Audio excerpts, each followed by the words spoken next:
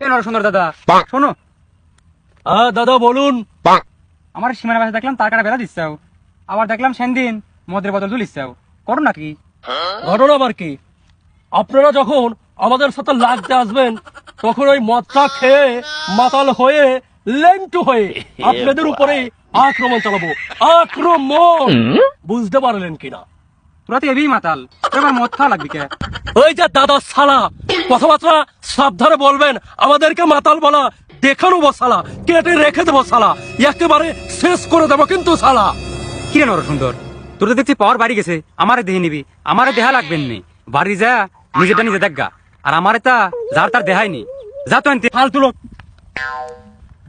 সালা, কিছুটাই বুঝতে পারলাম না আমি কোনটা দেখে নেওয়ার কথা বললুম আর সে আমাকে কোনটা দেখাতে চাইলো।